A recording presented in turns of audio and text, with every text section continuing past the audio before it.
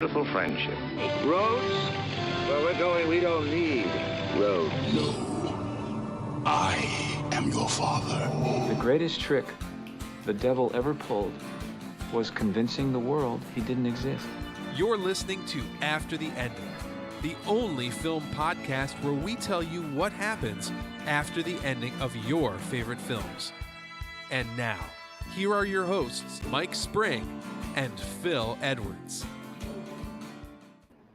Hello, and welcome to After the Ending. I'm Mike Spring. And I'm Phil Edwards. And Phil, it is episode 210 of After the Ending. What? Like let's do a time gate? Yeah, we skipped ahead. We traveled in time ahead 58 episodes. Everything's so much better. Everything's working better in the world, Mike. The world's a beautiful place. I wish that were true. On. That's why we did it. We skipped ahead because we were hoping we could skip through some of the garbage that's going on in the world right now. To explain to people, I don't want people to be confused when they go from, wait a minute, last week was episode like 151. Why are we at episode 210 now? It's been, full disclosure, I like to give you guys that peek behind the curtain. I get annoyed with the fact that our numbers are off because we've recorded 151 full episodes, but we also recorded 58 mini episodes back in the day, and we numbered them separately. And I feel like those still count as episodes. You know, they were pretty lengthy. Some of them were like pretty much like full episodes. And I don't like that. Like, you look at our numbers and it feels like we've done 50 less episodes than we have. And it takes away from how long we've been doing this. So I decided to update our numbering. So I added the mini episodes to our regular episode numbers, and that brings us to episode number 210. Or, as I like to say, for those of you who are familiar with the comics, it's legacy numbering 152. So I don't want anybody to think they missed 50 episodes in there. You didn't. But we're updating it from now on. We're going to go from episode 210 on because that's how many episodes we've recorded. Whether they were longer or shorter, it doesn't matter. So yeah, we worked hard, and those many episodes deserve to be recognized as those mini episodes were a lot of fun. Actually, I always enjoyed those. If you guys haven't listened to those, they're about a half an hour usually, so a little bit shorter, but they were a lot of fun. We did some fun stuff with those. Yeah, that's before we went video. So it's, if you go to any podcast places, SoundCloud, iTunes, what have you, you'll be able to go back and listen to them. Exactly. It's all clearly marked. So for our 210th episode, Phil, would you like to tell people what we are discussing tonight? I would indeed. We're going to be going after the ending of a Kevin Costner film, and No Way Out. So we'll be discussing the plot of the film. So spoilers ahead if you've not seen it. It's an old film, but it's worth going into cold if you've not seen it because it's a twisty-turny kind of film. Mm-hmm. We're also then going to be talking about some other bits and pieces and discussing 5 films. But we'll both be picking 5 films that we don't think we've spoken about on the podcast before. And as we've done 209 episodes before this one, we've covered a lot of films, so there's a chance we may have just forgotten because our memory is not as good as it was when we started back in the day. So we will wait and see. But there could be some films, good, bad, just obscure ones, or just something which slipped by. Well, hopefully mostly good. You can leave comments on wherever you're watching this live on Facebook, YouTube, what have you, and we can see them and respond to them, so you can join the conversation as the episode goes on. Yeah, please do. I'm really excited about our top 5 list tonight. It's, hopefully good films. I mean, that was sort of my approach. We'll talk about that a little bit more, but I'm also excited to talk about No Way Out. And I'm excited for this whole episode. So you might get a slightly amped up mic tonight. I hope that's okay for everybody listening. Usually that means some fun stuff. So, and I forgot as well, there'll be some recommendations at the very end of things which maybe not film related, just things which have had our interest over the past week or so. Absolutely. All right, so let's kick things off then by getting into our first film that we're going to go after the ending of, and it is, like you said, No Way Out. So let's start off by talking a little bit about how we feel about it before we get into our endings. Phil, I think I know the answer to this question, but how do you feel about No Way Out? I really love it. It's a great film. It was one of those ones I used to see the video cover when I was a kid, because it's from 1987, and the trailer was out and everything. The cover has got a gratuitous Kevin Costner nipple on display, but it's him and Sean Young cuddling, and it's got Gene Hackman's face and that. But it's, when I finally saw the thriller, I went, "Oh, that looks good," because it's a real good conspiracy thriller, kind of on the run kind of film. And when I finally did get to watch it, I think it was a bit of a time after 1987, but I loved the way it just. I didn't know what was going to happen, where it was going to go, but it's got Gene Hackman, Sean Young, Kevin Costner, Will Patton as well. I think it was the first film I'd seen Will Patton in. Love Will Patton. But I just loved the way it developed and the twists and turns. And when there's lots of different points I was going, but hold on, that means well, that kind of thing. What about you? What did you think of it? Well, you may have gotten a clue when I did my double fist pump when we mentioned No Way Out. I'm a huge fan of this movie. I love it. I think it's brilliant. I'm a huge Kevin Costner fan. I think I've settled on at this point in my life that Kevin Costner might just be my favorite actor, which is a bold statement because we like a lot of actors. But I think, honestly, Kevin Costner is just my favorite. I love Kevin Costner. But this movie is amazing. I remember seeing it I think I probably saw it like you, but pretty soon after it came out, not in theaters because I was relatively young, but I did see it on video pretty straight away, and I think it's brilliant. It just gets more and more tense and taut as it goes along, and more suspenseful as it goes along, and then it has that brilliant ending. And I think it's just a masterpiece. I love it. It starts a tad bit on the slow side in the first 10-15 minutes, but man, once it gets going, it is just like you are like legitimately. That's the kind of movie they invented the phrase "you're on the edge of your seat" for. Yeah, you know. Definitely. And interesting because I watch it every couple of years, like every 3-4 years, I pop it in and watch it because I have to. Last time I watched it, I noticed that Brad Pitt was a full-on, true, legit extra in the movie. He's in a party scene early on. You see him, you hear him laugh. That's what was really that's what cemented for me. That I was like, that's definitely Brad Pitt. You hear his laugh, but doesn't even have a line. He's on camera for about maybe 3 seconds max. So he was like a true, like just an extra in a party scene, which I find very interesting as well. That's interesting. Yeah. Yeah. Okay. Well, I've not seen it in a few years, so I'll have to track it down, and I might tomorrow morning. Yeah, next time you watch it. Yeah. When you're watching that party scene in the beginning, just look for him. He's in a tux. He laughs. You can't really miss it once you know he's there. So, but I absolutely love this movie. I love it, and I was actually surprised we hadn't done an after the ending for it before. So that was kind of a neat thing to figure out. So yeah, so No Way Out. I'm excited. All right, so let me give you guys the deets, and then we'll get into our endings. How's that sound, Phil? That sounds good to me. Okay, now. Here's what I'm going to start, and then I'm going to give you guys a warning. So first of all, No Way Out from 1987, directed by Roger Donaldson, a very good director, with Kevin Costner, Gene Hackman, Sean Young, and Will Patton, as you mentioned. Massive spoiler alert territory coming up here. I'm going to give you guys the plot of the film. There is a major twist in the film that if you haven't seen this movie, I highly recommend you skip the after the ending portion of the show and just go right to our top 5 list. If you're watching it pre-recorded, if you're watching live and you've never seen No Way Out, maybe mute for the next 30 seconds or so. Well, even longer than that, but because you don't want this movie to be spoiled for you. And the ending is so awesome. So full warning. When you say that, so when it's, if you're watching it, put it on, and you don't want to spoil it, put it on mute. And then when it's safe, I will hold this up. That says safe to listen. There you go. All right, perfect. I like it. Okay, so here we go. Lieutenant Commander Tom Farrell of the Office of Naval Intelligence is invited to a charity ball by his friend Scott Pritchard, who intends to introduce Tom to his boss, Secretary of Defense David Bryce. So a big muck-a-muck in the U.S. military and politics and all that. There, Farrell meets Susan Atwell, and the two of them begin a passionate love affair. Tom learns, though, that Susan is also the mistress of said Secretary of Defense, Bryce. When Bryce stops by at Susan's unexpectedly, they argue because he realizes she has another lover, and he pushes her, causing her to fall and accidentally get killed. Bryce and Pritchard concoct a story about Susan's mysterious lover being a KGB spy named Yuri, and a massive manhunt begins. All of the clues start to point to Tom because he was her lover, and he's trying to keep his name out of things. So he goes on the run, basically through the Pentagon, through Washington, D.C., trying to cover his tracks and his identity before he's accused of murder and treason. Eventually, through a kind of convoluted series of events, Pritchard ends up committing suicide, and Bryce blames everything on him and says that he's Yuri the spy. But Tom has proof of Bryce's involvement, and he sends it to one of Bryce's political rivals at the CIA, basically ensuring his fate, that he's going to be revealed as having killed Susan Atwell. Then at the end of the movie, Tom is picked up by a couple of agents and he's interrogated, and we find out in a final twist, spoiler alert, that Tom really is a Russian spy. He really was Yuri, and so he didn't want to get caught for more than one reason. And the film ends with him basically saying that he actually loves Susan and he's done being a spy, and he presumably goes on the run somewhere in America. And that is No Way Out. Thank you, Phil. Okay. So let's get into our endings. And I think, did I go first last week? I feel like I did, but I don't know. I think you may have, yeah. All right.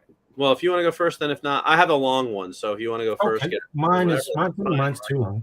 Yeah. All right.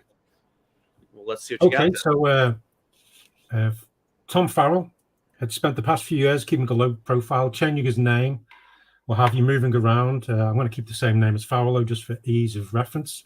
He'd managed to evade both the US and Russian governments, who'd sent out various agents trying to find him. He'd been out of America a few times, but he always ended up coming back to the US, as he loved it there. He'd end up spending some time as a farmhand in Iowa, but the farmer, a man called Kinsella, had to let him go.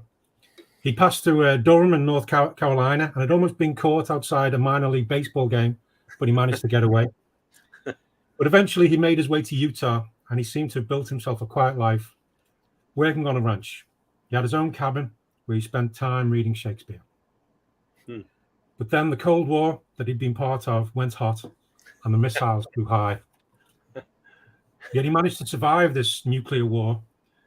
It was tough going, obviously, but he managed to make a life avoiding looters and traveling from settlement to settlement, trading performances of Shakespeare for food and shelter and water. During one of his travels, he had to escape from some militia who were trying to forcibly recruit people, and he stumbled upon an old van which belonged to the I was going to say Royal Mail, but to the post office because it's America. But he ducked into the van, hid there from the militia, and he realized his clothes were ripped, so he wore the postman's uniform and got the mail bag and headed out. And little did he know how much his life would change once he put it on. And he also would eventually find it ironic that a Russian spy would end up eventually being the savior of American society as we know it. That is ironic. Very, very well done, sir. Here's some applause for you, some soft golf applause, because you know how much I love The Postman. That's one of my favorite movies. And what I like about that is basically the timelines all line up. I know we like to have fun by making our characters into other characters they've played in other movies, but there's legitimately no reason why No Way Out could not be a direct prequel or The Postman a direct sequel to No Way Out, because it takes place, it's like 20 years later, right? He has no name in The Postman, so we don't, so, and even when he says, I think in The Postman he says something like that, what he used to do for a living, like he sold encyclopedias or something, like refrigerators or something like that, but because he was a spy, of course he's going to make up his backstory, right? So that actually legitimately works as a sequel. I love that. Nicely That's done. what I was thinking. And it also stars, The Postman also stars Will Patton as well. That's right. Right. Very cool. It's like coming together. Yeah, I like it. Very nicely done. Very nicely done. All right. Okay. So, well, I don't know if I can top that, but I do have an ending. So I guess I'll go ahead with it if that's okay with you. Yeah, go ahead. All right. So, okay. 6 years later, in 1993, Lieutenant Daniel Coffey of the Naval Judge Advocate General's office receives a phone call. My name is Tom, the man on the other end of the call says. I heard about what you did in the Guantanamo Bay case last year. I think you can help me. Daniel is dismissive at first, but the man gets his attention when he says, I'm the guy who brought down Secretary of State Bryce. Who are you? Coffey says. Tell me the truth. Farrell chuckles and says, you can't handle the truth. So a little clue if you haven't picked up on who Daniel Coffey is yet there. Farrell, so intrigued, Farrell hangs up and Daniel is intrigued. So he digs into Farrell's story, but finds it's marked as classified, which only makes him more determined to get to the truth. Coffey finally connects with his colleague, Herman Raab Jr., or Raab Jr., I'm not sure, a high-ranking officer in the JAG, who reveals Tom's true identity as a Russian spy and his role in the takedown of Bryce 6 years earlier. When Tom calls back, Daniel pointedly asks him what he wants. I want to come in, Tom says. I have valuable intel about the KGB's operations in the U.S., but I want full immunity. I know no Navy judge will willingly grant that to a Russian spy. You're the only person who might be able to pull it off. Tom refuses to come in until a deal is on the table, so Daniel reaches out to a man who was his instructor at the Naval Academy and is now the deputy director of the CIA, a man called Jack Ryan. Together, they work to bring Tom in safely for a meeting. Tom is nervous and on edge, constantly on the lookout for agents who might be there to arrest him. But Coffee and Ryan reveal their plan, which involves using Farrell's intel to make a big bust and prove the validity of his info before pitching the full deal to the naval higher-ups. Tom agrees and gives the location of a Russian safe house, which is raided and nets the capture of 4 illegal Russian agents. Satisfied that Coffee and Ryan have a chance at winning, Tom agrees to turn himself in. A few weeks later, as Tom and Daniel prepare to enter military court to decide Tom's fate, he looks at Daniel and says, "Thanks, kid. I mentally defected to the U.S. years ago. I was never planning on turning secrets over to the KGB. Then when the Bryce situation happened, I was stuck." Daniel smiles his $1 million smile and says, "Don't worry. There's always a way out." And that's the end. Oh, brilliant. I like that. Yeah, I could see that. So instead of there being... Go ahead. Yeah, because the characters and everything, where they are and what they're involved in, I could see that makes total sense. Though, coming across Tom Cruise's lawyer from A Few Good Men. So I did a surprising amount of research on this one to make sure everything lined up, because I get that way sometimes. It's because No Way Out was in '87, and then A Few Good Men came out in '92. So I said it in '93, the year after he had his trial with Jack Nicholson. I figured that works, right? The other character of Harmon Rabb was from the show Jag, which was very popular here in the U.S. Ran for like 9 I can remember the names of the characters. So he would have been in play because that show started in the '90s. And then Jack Ryan, I checked because I was like, was he in which branch? He was a former U.S. Marine, but he ended up teaching at the Naval Academy and then went on to become the director in the series of books. He became the deputy director of the CIA. So that all end up time-wise as actual things that would tie into the Navy, which is maybe a little more information than anybody cared about. But this is how seriously I take this. I work hard for our fans. You know what I mean? I want them to know. No, it works. It all fits together. It's I've done the fact checking as we were speaking, didn't I? Well, I'm glad it worked out. No, good. I like that. It's good. Thank you. All right, so those are our endings for No Way Out. If you were still listening and you missed the synopsis, you probably got some spoilers there anyway. Sorry about that, but the movie is 35 years old. I can only do so much for you guys. We try and avoid spoilers as much as possible, but good stuff. In service to our endings, we have to sometimes spoil a little bit. But now we're done. No more spoilers. Yeah, that's it. So that's after the ending of No Way Out. But you know what, Mike? What? I do like. Changing the subject a bit, I do like backing stuff on Kickstarter. Like yes, I've seen you back a lot of things. Comics. One of my recommendations actually. Okay, well, we'll get to that later. Right. But I'm in a bit of a funk as I don't really know what to back next. I've been looking at Kickstarters, lots of things. Look, I keep saying and going, should I back that? Should I back this? But I don't know what to back next. And I was wondering, Mike, do you have any suggestions? Well, funny you should ask, actually, because I do have a suggestion. I knew I should have asked you. That's brilliant. And said suggestion is, if I can, I'm trying to talk and type at the same time. It's not usually a good idea.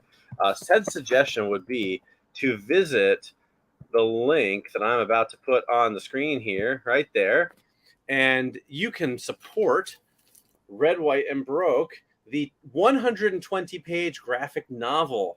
Now, some of you guys who have been on the show, have been listening or watching it for a long time, may remember I've done a few Kickstarters before for my comic Red, White, and Broke. It's a 4-issue miniseries. We finished it earlier this year, and now I'm kickstarting the full collection of all 4 issues with over 20 pages of bonus material. It's going to be every single variant cover we had, 14 in total.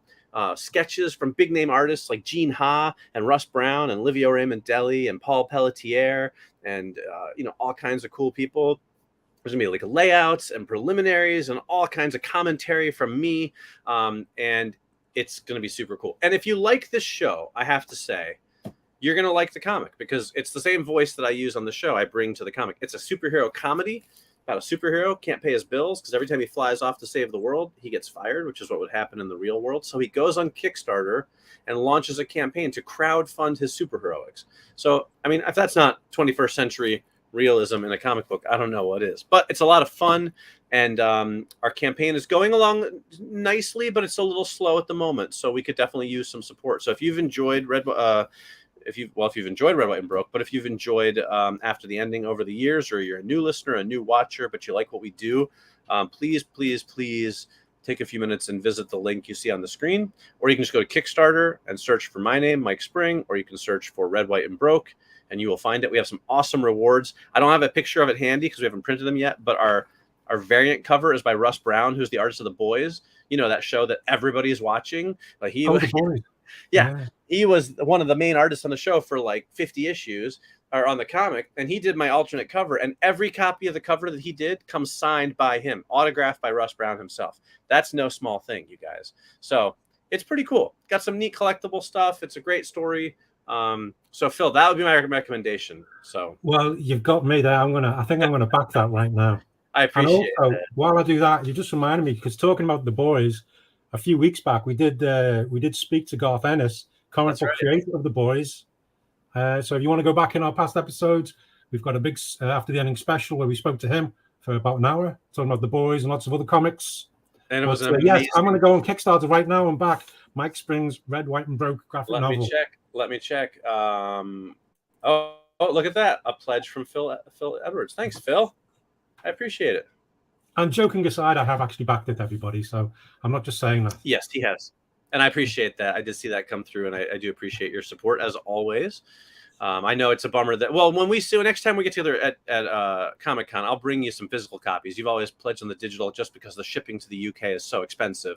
But I'll have a nice little, best friend package put together for you on me next time we get to the podcast. 200 episodes, I'm going to get a comic book. Right, 200 episodes, you should get a couple of free comics. Yeah. It's totally a good deal on your end. That was definitely not a waste of your time. I'm playing the long con. Yeah. So there you go. So thank you for mentioning that, Phil. This is the URL again. It's tinyurl.com/rwbbook, or just go to Kickstarter, search for my name. I really, really, truly, greatly appreciate everybody who checks it out, everybody who pledges. We really need your help to get this book printed. It is expensive to print graphic novels, but it's been really popular. People have really enjoyed it. So thank you all for checking that out. It is good fun. Yeah, definitely. And there's our advert out the way. That's right. On with the show. All right. So now we're going to do our top 5 movies we've never talked about on the show before. Now, I'm not going to lie. I'm very excited about this list because, well, for a number of reasons. One, it was my idea. And I always think all my ideas are great. But I thought it'd be a fun challenge because we've talked about so many movies. And for people who have not been listening for a long time, let's discuss, Phil, what are all the different segments we've done where we talk about movies? Let's think about it for a second. Well, okay? we did do our top 100 films of the past 100 top 10 top 10 films of the last 100 years. Yeah, well, we went through every year, so there's a lot of films. That's 1,000 movies right there. Oh, well, minimum of 1,000 movies, right? Because we didn't have the same lists. Yeah. So even though there was some overlap, we did 100 years of movies. We did our top 10 for every year, and you figure without overlap, that probably is about 1,500 movies we've covered there, I would say. Yeah, and then we've also done the After the Ending. Right. Some of them will have been in those the top 10 of the 100 years, but there's lots of them which haven't been. Yep. So we did about 150 episodes where we did 2 After the Ending. So that's like 300 more movies we've talked about. Yeah. We also did our mini episodes and our current top 5 lists where we talk about our top 5 this kind of movie, or our top 5 soundtracks, or our top 5 whatever. And that's a lot of lists that we've done with a lot of movies that don't always make the top 10. Yeah. We've also started doing within the top 5, like the last 5 films we'd watched as well, which covers up a few films and bits and pieces which wouldn't normally be spoken about. Exactly. And then for a little while pre-COVID, we were doing like our top 5 actors and directors movies, like top 5 Tom Cruise movies, top 10 Steven Spielberg movies, right? Which also gave us a new chance. So we've covered literally thousands of movies, and then just things we've talked about in general, like popular movies have come out in the theater, or our recommendations, all kinds of stuff. So to find movies that we have never talked about on screen before, that's not easy, So I thought it'd be fun, and I thought it was a fun way to get to talk about a few movies that are deserving of a mention. They just never fit into, maybe they're not quite good enough to make a top 5 or top 10 list. We've never done them as After the Ending, but they're still worth mentioning. So I feel like there's some fun to be had here. Definitely, yeah. And I must admit, when I've been putting this together, I know we're calling it the top 5 films we never talked about, but it's basically 5 films each that we've never talked about Right. Because every single one I've picked, I've gone, well, have we? Yeah. I one. definitely felt the same way, and I have a list of about 10 other movies that I wanted to put on the list, but I was like, I feel like it's come up at some point or another, so I left it off. But I did. Now let's talk quickly. I like to share our process. Now, I personally went with 5 films that I actually really enjoy that we've never talked about, rather than just films that I thought were talkable. Yeah, that we've never talked about. You know what I'm saying? What was your process like for that? well, a bit the same. It was 5 films that I've enjoyed, but then I had to throw them all out the way because I knew we'd spoken about them. Right. And then it was just, I started thinking about actors and things like that and picking some of the films that I liked, which I don't think we spoke about. And then there's a few others which sparked me where I've gone, well, I remember watching that and it wasn't too bad. So I think there's a mix of things where I really liked them, some which I thought were okay. I don't think there's any which I absolutely hated. Right. But I think most of them, there could be a point where you could go, oh, well, actually, no, I think we did talk about that. Or, well, and that's, long-term listeners might go, that can be some of the extra fun of this segment is we're going to sort of try and watchdog each other. And so if we remember that one of us has talked about this, or if we go, I think you did talk about that, we have to try and, well, I don't know, we'll strike it from the record and see if we can pick a different one from our list or something else. We do have some backups because there might be one where it's like, I've never talked about this. And then you're going to be like, yeah, we talked about that a month ago. What are you talking about? So it'll be fun to see how good our memories are. And if any of our listeners or viewers who are watching live catch us on something that we've talked about, please feel free to call us out in the comments, because that could be fun too. So, or annoying, but I get hopefully fun. Okay, let's get just getting the list of the master list of films we've done as well for the after the ending. Oh, good idea. So I forgot to check for myself, so we'll see anyway. Yeah, right. Well, you went first on the after the ending, so I guess I'm going first on this then. That makes sense, right? Yeah. All right. So my number 5 then, I actually happen to have the DVD of it right here, which is part of what sparked it making it onto my list. So I'll just show it off anyway. It's called Best Men. It's from 1997. It is a comedy, maybe kind of an action comedy, more comedy than action though, starring Dean Cain, Drew Barrymore, Dean Cain, Andy Dick, Sean Patrick Flannery, and Luke Wilson. So kind of a bit of a 90s who's who there. It's one of those movies I discovered when it came out. I think I rented it on VHS, probably most likely when it first came out. But it's a really fun movie. It's Drew Barrymore is engaged to be married to Luke Wilson. It's his first day out of jail for some petty crime. And on the way, she sends all of his groomsmen to go pick him up from jail. On the way back, one of them stops at the bank to get some money, and he robs it. And they all end up inside the bank with the police surrounding them, and it becomes this like hostage situation. This guy just wants to get out so he can get married, and they've got to try and figure out how to save the day and all that stuff. It's a really fun movie. It's a good comedy. The cast is all people they're all very likable. I just find it a really endearing film. It's one of those ones I rewatched a couple years back, and I felt like it held up really, really well. I still found it super enjoyable. It's not a well-known movie, but worth tracking down if you have the wherewithal. So it's called Best Men from 1997, and it's a fun little comedy that I don't think I've ever talked about before. Yeah, I don't think. Ringing the bells for you? A few films we've had mentioned where it's something man, things like that, but I don't recall you talking about that. I don't recall the film itself, to be honest. So I don't remember if it went straight to video or if it was like just limited in theaters. It wasn't a hit or anything like that at all. I think it was whatever it was, but it's a good film. I definitely think it's worth tracking down. Good. Well, a good start. Okay, well, mine is one from 2005, and it's classed as a sci-fi psychological thriller starring Adrian Brody and Keira Knightley and Chris Christopherson. It's called The Jacket. Okay. It involves Adrian Brody's character. He's in an institute and he's being tested. He's got some issues and things like that, but he has this new procedure where he's given a drug and put in a straitjacket and then put in the jacket of the title. Then he's put in like a drawer, like in a morgue.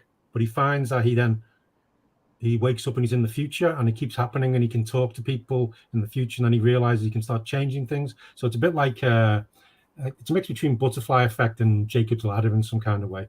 I don't think it did very well at the box office, but I remember seeing it and enjoying it for the fact it was this weird kind of thrill. I didn't know which way it was going to go. Wasn't quite sure whether it was real or not because of his the reasons why he was in there. I think he was a war veteran as well. He'd had a bullet wound to the head. So you weren't sure whether he was just an unreliable narrator, whether it was all in his mind, things like that. But it was really good the way it developed and good performances from what I recall. I only saw it back when it came out, so I could watch it now and it might be a pile of but at the time I enjoyed it, and that's my first one in this list.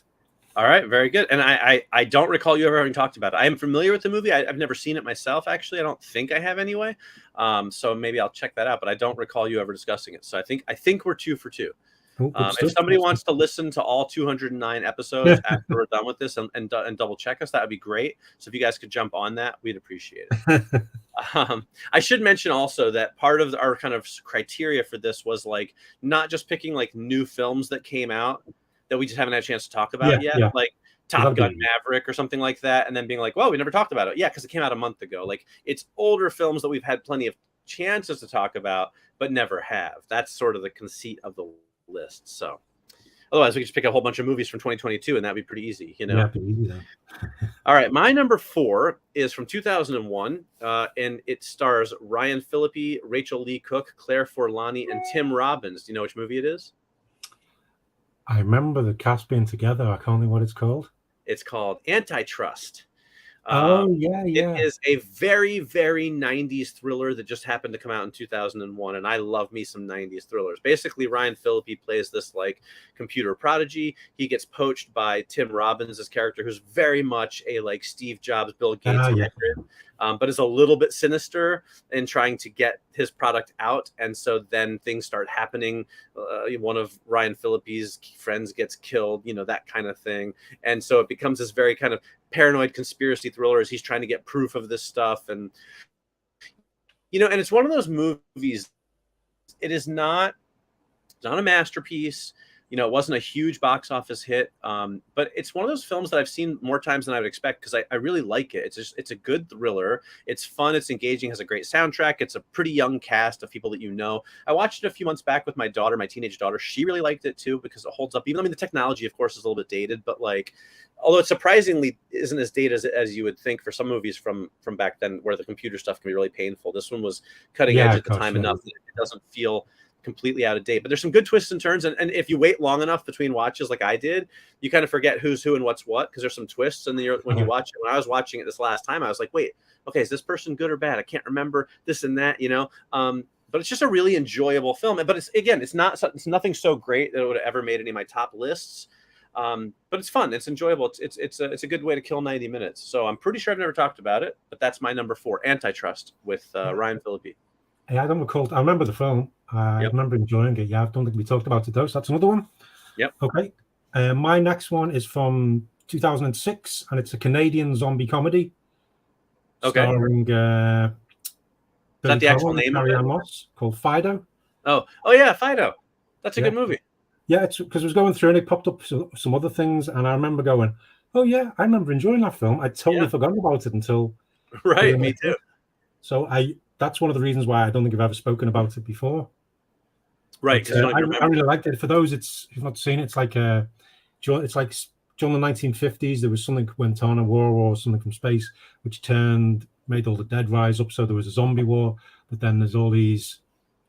They basically a bit like in Shaun of the Dead, where they start using the zombies as slave labor or just as servants around the house using these necklaces, but it's all like very 50s aesthetic. If you played any of the Fallout games, you get the idea, but it's not as post-apocalyptic as that because everybody's still looking like out the 1950s, but with big zombies. Billy Connolly's a zombie with a collar on, and it's comedy happens. Yeah, it doesn't sound like it's going to be that funny, but I remember being quite funny, and it's just lots of things about bullies getting their comeuppance. The zombie, you know, is the zombie befriending the kids or just because of control? But yeah, that's Fido from 2006. Yeah, I like Fido. I remember I watched it when it came out on video because I think it kind of went straight to video, and I haven't seen it since then. I can't imagine we ever talked about that on the show. But that's a good one. It's a good movie. Definitely worth checking out if you guys haven't seen it. I do enjoy that one. Also stars Tim Blake Nelson and Dylan Baker. So there you go. Good cast. All right, so My number 3 is actually a tie, which I know is gutsy because we're already like I'm adding extra movies we think we haven't talked about. And after we're done, we can reveal our lists of other movies that we considered but kind of thought we had talked about. Yeah. But this is as close as I got, where I was like, okay, I really thought about it, and I really don't think we've ever spoken about either of these films because I just don't think they ever made like any top 10 lists or anything like that. It's a Denzel Washington double feature, so you can see why I was a little bit iffy about it. Yeah, right? yeah. But it is from 2003. It's Out of Time, and from 2006, it's Deja Vu. What do you think? How am I doing? Do you remember talking about either of those? Well, I'm sure we've talked about this before, but Deja Vu, maybe, no pun intended. I don't know if we have talked about Deja Vu. I think it was just mentioned in passing. All right. But it's just because I don't know. I don't know for definite. I feel, see, it's like one of those things where I'm like, I watched it again recently, but I don't think I've seen it since 2006. So it's one of those things where I'm like, did it ever come up? I mean, I don't know. So, well, I'll tell you about them anyway. Yeah, I can. Out of Time stars Denzel, of course, with Sanaa Lathan, Eva Mendes, Dean Cain. Dean Cain making 2 appearances on the list. Who saw that coming? I didn't see that one coming. Yeah, me neither. And John Billingsley, and it's actually a really great little thriller. He plays this like small town Florida Keys cop, and there's like a murder in his town, and it happens to coincide with him having just stolen a bunch of money from like a mob, like from the evidence, and so he's running around trying to slow down this investigation that the feds are coming in on long enough to get himself out of trouble. And it's incredibly tense. And it's just one of those movies where it is like every time he turns around, there is something where it's like somebody's calling the phone and he has to try and like answer it before somebody else does. Or like the fax is coming in and he's trying to pull it off before somebody comes around the corner. Then he goes to the hotel and he's got to turn the corner before the other agent comes and sees him there, or else the whole thing is blown. So it's one of these like high wire acts of tension that I think is really well done. And then Deja Vu, which again is Denzel with Paula Patton, Jim Caviezel, Val Kilmer, and Bruce Greenwood, is another murder mystery. But this time it's using this technology that can see, is it into the future or into the past? I think it can see into the past. It sees like, but very linearly. Like you can only see very certain times, and it's all like a fixed clock, so like you can't just pick your timeline. Like you can see like legit like 5 hours or 5 days into the past, but that's it, exactly 5 days from whatever time you're at now. And they try to figure out this huge terrorist act, and then there's a whole murder thing and everything involved with it. It's a really neat little, like, it's mostly more like a mystery thriller, but it has that sci-fi element, and it's directed by Tony Scott, and that's what makes it great too, because Tony Scott was an amazing action director. So it's a really slick looking film. So that's my number 3. 2 really good Denzel films that I suspect we at least haven't talked of. At least one of them I'm pretty sure. The second one maybe in passing, but I don't know. Yeah, I'd like the bit in Deja Vu where he's doing like a car chase, but he's got like the portable thing where you can see in the park, because they're trying to find out where this car went. And as you say, it's a fixed point, so our time moves, the time you can look back at moves as well. So he's got to keep up with it. Obviously there's stuff moving in our time as well. So it's pretty trippy, but it's a lot of fun. Okay, good stuff. Okay, my next one is one from 1989, a weird film written and directed by Bruce Robinson and starring Richard E. Grant and Rachel Ward. It's How to Get Ahead in Advertising. Okay, I definitely don't think we talked about that one. I've barely even heard of that film. Well, I remember reading about it in various magazines and things back in the day. I think Empire magazine, and it was Bruce Robinson who did With Nell and I, and so on, and with Richard E. Grant. So it's a weird one. Richard E. Grant's playing like an advertising executive who's losing the plot basically. He's not as forthright as he used to be, but he starts getting a boil on his shoulder, which develops a face and starts talking to him, and is a bit more, starts telling him how to, he needs to pull himself together and do this to close the deal. And it eventually gets bigger and bigger until it basically takes him over, and his normal head gets smaller. But it's Richard E. Grant as well, but a bit more cruel and wicked and things. But he's in advertising. That seems to be what you need to do. But it's a very weird one. I remember spending ages trying to get to see it, because it was one of those ones, read about it, came and went to the cinema really quick, and then it was on video, but I just couldn't get hold of it or see it for a long time. But then when I did, I enjoyed it. It wasn't amazing, but it was It was a clever little film with some great performances. That's my third one, How to Get Ahead in Advertising from 1989. That sounds very odd, very unique, and definitely not one we've talked about, because I think I remember you talking about Richard Grant growing a head out of his shoulder. So nicely done. All right. My number 2 then is from 2003, and it is Runaway Jury, based on the John Grisham novel, directed by Gary Fleder, and starring John Cusack, Rachel Weisz, Gene Hackman, Dustin Hoffman. So Gene Hackman from No Way Out makes an appearance on my list. I don't know that a lot of John Grisham novels have gotten a lot of play on our show, or books based on that. I think we probably talked about a couple, like A Time to Kill, and like maybe The Firm, some of the bigger ones. But Runaway Jury was not like a huge hit, and I remember liking it when it came out, but I certainly wouldn't have made my top 10 list for 2003 or anything like that. But if I redid 2003, it might, because I watched it again recently in the last year or so, and it's really good. I mean, I love John Grisham books. I love pretty much every movie based on a John Grisham novel, but this one is really interesting. It's about a jury, and it kind of gets into the whole science of jury selection and even jury tampering. And there's like this thing going on. We know that John Cusack's trying to influence the jury, but we're not sure how or why or which direction he's going to go in with the verdict. And it's really neat, very suspenseful. It builds. There's some good action in it, and then it gets to the end, and it's like this really great, powerful ending where you're like, oh, that makes perfect sense, and it all works out, in a way. And I really like it. I think it's a really good film. And like I said, I don't think we've talked about a lot of John Grisham stuff. Maybe that's a future top 5, like our top 5 John Grisham adaptations. But I don't believe we've ever talked about it. Correct me if I'm wrong, Phil. No, I don't think we have either. I think I saw that 2 or 3 years ago as well. Yeah, it's really good. I think the John Grisham films, I always enjoy them when I'm watching them, but then they seem to just, I don't know, I don't forget them, but they just seem to fade. I don't know whether they just, I think they're decent films, but I don't think many of them are actually just, next level and make you go, oh. Although when you watch some of them at the time, you're going, oh, that's really good. Yeah, I don't know what it is. I don't know. That's interesting, because I've actually rewatched almost all of the John Grisham movies in the last year or two in my COVID watching.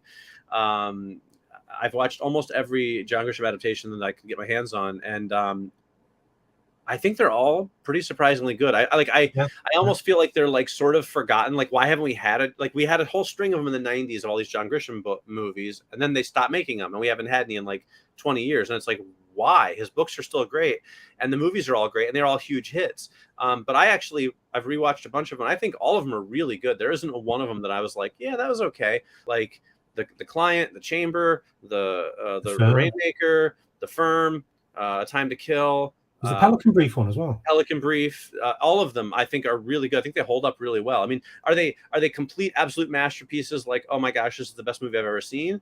No, but are they all just like really good, enjoyable, like legal thrillers that I think, with great casts and great performances? Absolutely. Yeah. So I don't know why that is. They do get, I think, somewhat unfairly forgotten. Yeah, because they're all solid movies, and as you say, they always have really good casts involved as well. Yeah. Good stuff. Okay, yeah, I'll have to go back and rewatch them myself. Okay, my next one is from 1993, and it's like a noir movie, but it's like a Western kind of thing. But it's Red Rock West, starring Nicolas Cage, Laura Flynn Boyle. Okay, definitely don't think we talked about that one. No, we have no. I don't think I've ever heard of that. As well, and JT Walsh, so really good cast. It's Nicolas Cage. He's playing a drifter, going around, ends up in, where is it? Wyoming, Red Rock in Wyoming. Gets involved with like femme fatale, dodgy businessmen, things like that. It's typical film noir, but it's really, really. It's got Dennis Hopper in as well. Not quite doing his Blue Velvet kind of thing, but it's full Dennis Hopper shtick. He can be creepy, and Nicolas Cage is the hero, but it's Nicolas Cage, so he's a little bit. Anyway, but it's I remember, I've not seen it in a long time, but I remember. It's a solid film, bit of a mystery. Who's who? Is he going to get out? Is everybody going to die? Things like that. It was a good one to watch, and I feel like revisiting it. I remember there's something about it. I can't quite remember whether it was brilliant or whether the ending was a bit of a disappointment. But that's my 4th film on this list. All right, very good. Okay, well, that brings us to my number 1 then. And this is, again, I ranked mine in order. So this is definitely a number 1 for me, because it was a movie that I remember liking when it came out. But, I was like, okay, and then I pretty much forgot about it. And again, that's why I don't think I ever mentioned it before, but I rewatched it not that long ago. Common theme here, obviously. And I absolutely loved it. I thought it was a really, really good film. And it is from 2006. It's The Guardian, starring Kevin Costner, as well as Ashton Kutcher, Clancy Brown, Neil McDonough, and Melissa Sage Miller. And it basically is Top Gun in the Coast Guard. I remember the trailer for that. Yeah. It's Ashton Kutcher playing the Tom Cruise, the cocky young guy who thinks he's going to be the best Coast Guard rescue diver. And these are the guys who go out in like the high seas and the hurricanes to rescue people. And Kevin Costner's like the grizzled old veteran who's teaching him, but really wants to be out there. So it's very much out of the Top Gun playbook. But here's the thing, Top Gun is a great movie. And The Guardian does it really well. Like, it does the Top Gun thing, but it does it in the Coast Guard. And it's actually a really good film. It's got your training montages. It's got your, characters having to bond that don't like each other. It's got some really great action sequences, some great rescue sequences, really good special effects. Like, most everything is like real shot on water. Like, there's some storm sequences that are like, holy cow, that's some scary stuff, And I loved it, honestly. I really loved it. Kevin Costner's great because, of course, he's my favorite actor. Ashton Kutcher actually does a really good job with the dramatic role. It's got a little romance. It's got some humor. It's definitely dramatic. It's got some great action. It's directed by Andrew Davis, who directed The Fugitive and some other really good films. So, it's got a pedigree to it. It did okay at the box office. It wasn't a big hit, but I think it's really a pretty overlooked film. I think if you really want just like a good dramatic action movie in that Top Gun vein. I'm going to refer to that as that because that's the closest comparison. But in that kind of like, you're like, okay, I've seen Top Gun again. I've watched Maverick. Now what? I want something else like that. Check out The Guardian. I think it's a really great film. I think people will enjoy it a lot. And I'm pretty sure I've never mentioned it before. We've just had a comment about it as well. Oh, ooh. I love comments. Let's see what we got. Christine says, makes me want to watch The Guardian. You should, because you will really enjoy it. It's an awesome movie, and I think you will like it. So definitely. Yeah, we want to watch it now because I remember seeing the trailer back in the day when it came out, but I know I never got to watch it. I don't know what the reason was.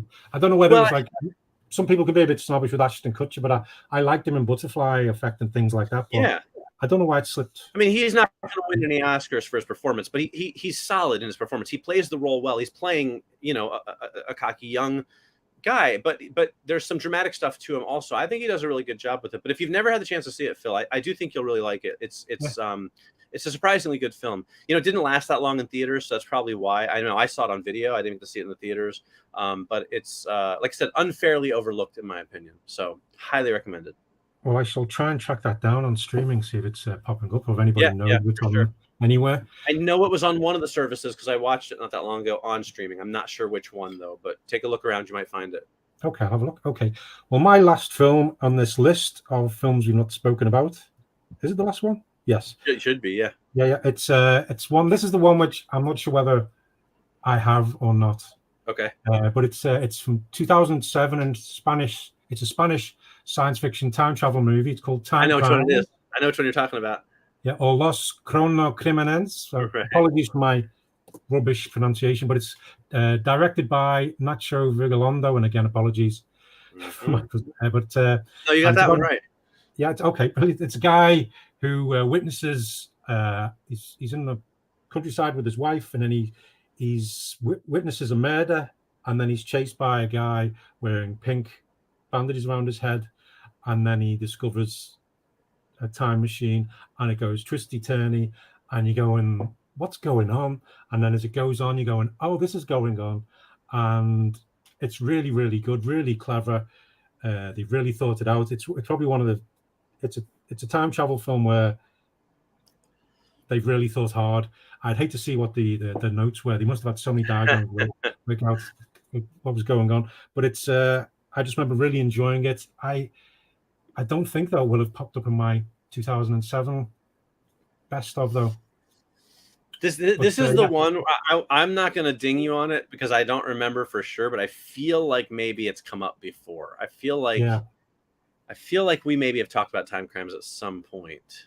So, and it might be because I remember kind of I liked it a lot in the beginning. By the end of the film, I didn't like it as much. Or something about it that I don't know exactly. Like, it's a good film, but it's sort of, I don't remember if I think it was too confusing or it was too dark or something. I didn't love it. I think it does get dark at the end, and you start going, Yeah. oh yeah, oh. But because it starts off quite again, I don't. begin with. Yeah, I won't swear to it, so I'm not going to take points off for you. But I think there's a chance we may have talked about this one. Yeah, but that's my last film, 2007. Still worth Time Crime. Yeah. All right, nice job. There we go. Nice job. All right, do you want to throw out some of your kind of honorable mentions, ones that you thought of? Well, there was one you maybe thought we had talked about. Yeah, there was one that popped into my head, but as you're a big fan of the Monkees, I'm sure we have. But Head, the film they made. Oh right. I don't know if we ever talked about that, actually. I know that's one I can't remember, but I know you're a big fan of the Monkees. Well, I like the Monkees. I am, but believe it or not, I have yet to watch Head. I've never actually seen it. Oh, okay. So well, maybe I have it, but I haven't watched it yet. I really like it, but I can see why people don't like it. Yeah. Earth Girls Are Easy, Jim Carrey and Jeff Goldblum. Right. And Damon Wayans as big, colourful aliens.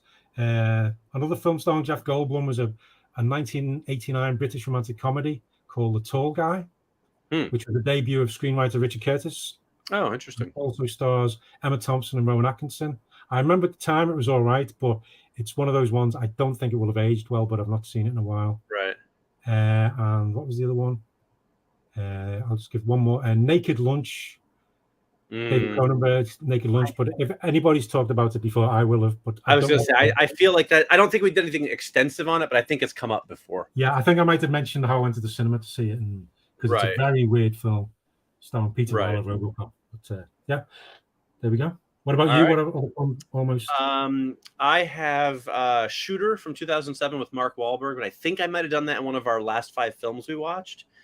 It definitely wouldn't have been my top lists because I didn't like it that much the first time around, but I liked it a lot more this time around.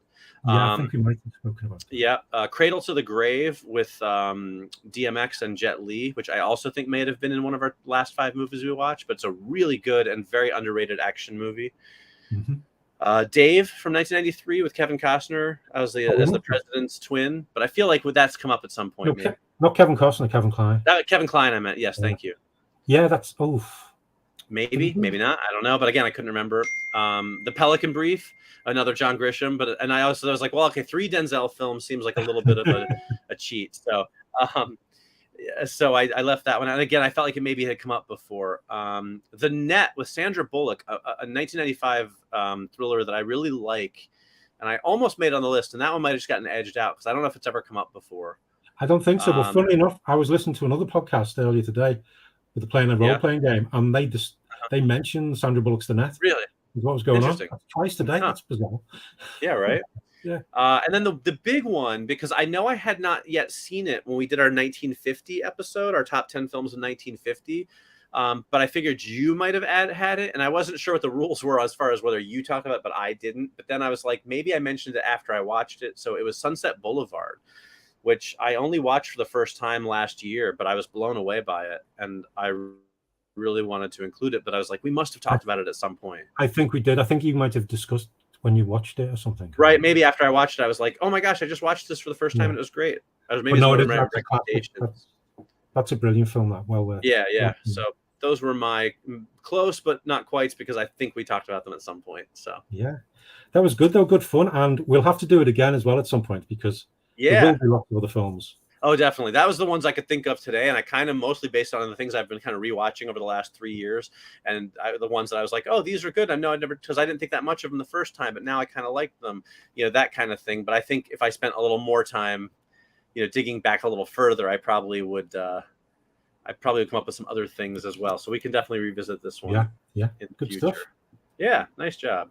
And if hold on, if any listeners or viewers, if you know of any films we've not spoken about, or there's any films you want us to do, go after the ending for, let us know. You can leave messages now, or email us, or just leave comments on wherever you're listening or watching this, and just say, "I want to do this film." It's always good to hear that, and we can always see what we can make of it if we haven't already done it.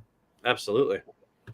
All right, so that is our top 5 movies we've never talked about on the show before. And that will bring us to our final segment for the evening, which is our ATE Recommends. Phil, what do you want to go? Who you want to go first? Want me to go first? What do we got? What do you think? Ed, do you want to go first? This one? Sure, I don't mind. Yeah, totally. All right, I only have one today. It is not a movie, but it is a TV show. And it's fairly new, but I'm going to show it to you anyway. I'm going to zoom in here for a second. And here's what we got. It's on my phone, of course, but it is Ms. Marvel on Disney Plus. Guys, seriously, if you have not been watching Ms. Marvel, you are missing out on the most fun show of the year. It is hands down the best show Marvel has done yet, in my opinion. Of all their, their shows between like Loki and WandaVision and all that, Ms. Marvel, hands down, it's the most fun. It is amazing. It's the girl that they cast to play Ms. Marvel, or Kamala Khan, her real name, is absolutely brilliant. She is fearless. She is funny. She is painfully cringy sometimes, like a teenager should be. She's awesome. The story is great. The humor and the style of the show, it's like got that really clever editing, like you see in some of those movies now, with like little bits of animation and like some really cool shots, and it's so funny.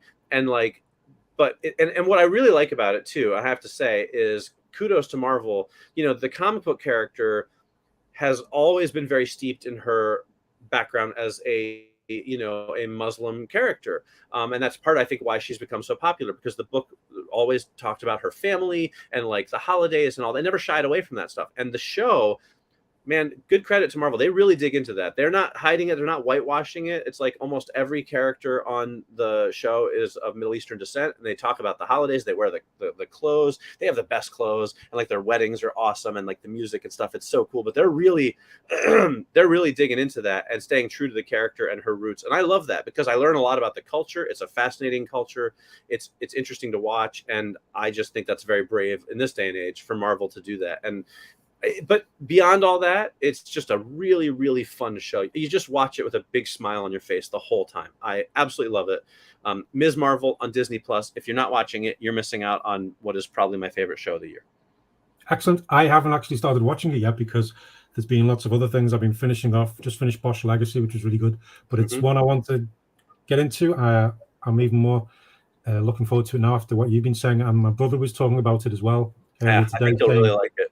Saying how we liked it. I've seen a few people comparing it to, you mentioned a bit the different styles and things, saying it's almost a bit like Spider-Man Into the Spider-Verse, the way it changes the tone and the animation things, just that kind of thing. It's, what I think I would also compare it to, except that it's not a terrible show, but Scott Pilgrim versus the World. Like, if you like that kind of visual style, that's kind of the thing they do in Ms. Marvel, except Ms. Marvel is actually a likable character, unlike Scott Pilgrim, who is completely unlikable. But that's a whole other discussion for another time.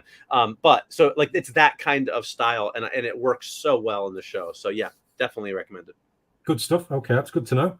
Well, I've got a couple of recommendations. All righty, let me zoom in here so you can show stuff.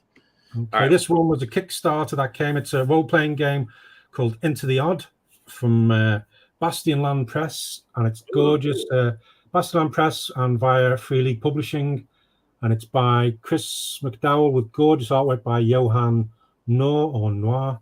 But it's Into the Odd, and it's a rules-light, flavor-heavy role-playing game of industrial horror and cosmic strangeness, and you're basically going into or under the city of Bastion to find artifacts and things and just try and survive. But it's just the lovely artwork. Yeah, that's really cool looking. It doesn't look like your typical role-playing game, that's for sure. Oh no, it's not.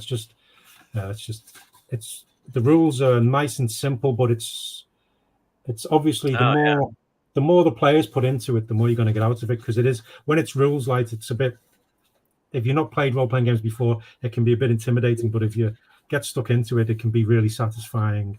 It comes with a few adventures, or more like maps and frameworks of different places, loads of tables you can go through, loads of bizarreness, and it's just one of those ones you can just dive into and read. Even if you never get to play it, you can pick and choose bits to use in your other games. But that's the first one. It got delivered last week. Excellent. But I think it's now out. You can buy it as well. As I say, from Free League Publishing, who've done lots of good things like the Alien role-playing game, The One Ring, and other bits and things.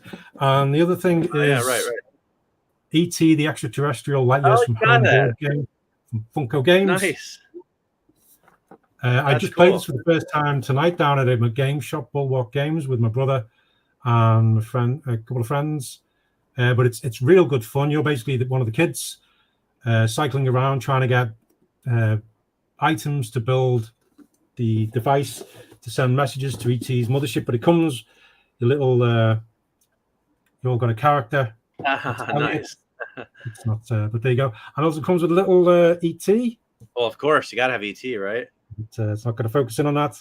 But the nice thing is, as well, it pops in there, but it's real good. It's got some nice chunky bits of strategy because as you're moving around, you've got the agents moving around coming towards you. If you roll symbols on dice, and you have cards which can mean you can do the flying bit in the bike to avoid stuff. Right. There's cop cars going around. It comes with a cool little life meter for ET there with his heart symbol. You've got to change that, but it's real good fun. It's probably a good gateway game to go on to bigger, more complex games. But it's not a simple little game. It's got some nice little touches and things. So it's a good fun game for all the family. And we played it at full count. It's 2 to 4 players. I like but I think you can get it in the States in Target. I don't think it's out yet. Hey, I'm not quite sure, but I just saw an ad or something about it. I think I saw something on social about it today, actually, and I was like, "Oh, that's neat.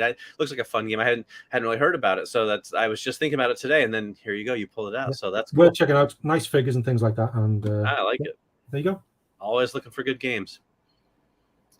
Very cool. All right, so there you go. Those are our recommendations this week. And that is going to start to wrap up our episode. I told you guys I was excited about it. I think that came through. I had a lot of fun. How about you, Phil? Oh, it was real good fun. I like that. I like the endings. I like the list. And I like that. What was the name of that Kickstarter again, Mike? I'm glad you asked, Phil. Let me tell you what it is. It is Red, White, and Broke. And you can find that at this link here. If you're not looking at the screen, it's tinyurl.com/rwbbook, or just go to Kickstarter, search for my name, Mike Spring, or Red, White, and Broke, and you will find it. It is the current 120-page graphic novel. We need your help to fund it. We're about halfway there, but we still have a long ways to go. It's going to be a beautiful book with tons of extra materials and great big-name artists and a really fun story. So please check out Red, White, and Broke on Kickstarter right now. That's running through July 21st, so still got some time. It is a good read. I've enjoyed it. It's got good artwork. It's got a great story. And even if I didn't know Mike, I would still pick it up and have a read of it. I appreciate it. I just like the concept and everything. And it's had some great, was it Jim Shooter? Jim Shooter gave me a real nice blurb for the book that's going to be on the cover of this book. I also got some nice blurbs from Scott Lobdell, who wrote Happy Death Day and is written every big comic book you can imagine, like X-Men and Teen Titans and all that stuff. And then Todd DeZago, who was the writer of Amazing Spider-Man and Telos. He gave me a real nice quote about how much he enjoyed the book. So some pretty big names have endorsed it. And just a quick comment I'll just show, because why not? Christine says she pledged. Thanks. There we go. Appreciate that. That is awesome, and it will be a huge help. So thank you very much. Thank you. And it's what's today's date as we're recording this? It is the 28th of June. How many more days are left on the Kickstarter? So about 3 weeks. It runs through July 21st. So even if you're listening to this after the fact, if you're listening before July 21st, 2022, there's still time to pledge. So please do check that out. And for those listening on audio podcast, the URL is tinyurl.com/rwbbook. There you go. All right. So enough of the plugs for today, but thank you guys for putting up with those. But we got to get them in. Look, we don't do advertising on this show, so once in a while you got to put up with us plugging one of our Kickstarters. What can I do? I got to get it out there. So. But thank you all for listening. As always, we had a lot of fun tonight. Hopefully you guys did too. We will be back in 2 weeks as usual with more movie goodness, more lists, more recommendations. So stay tuned, come back, and we'll see you guys not too far in the future. All right. Anything you want to add, Phil? I think we've covered it all, but we'll be back next time with lots more films and fun. You got it. All righty. Well, then in that case, thank you all for listening. My name is Mike Spring. And I'm Phil Edwards. And we'll see you next time. After the ending.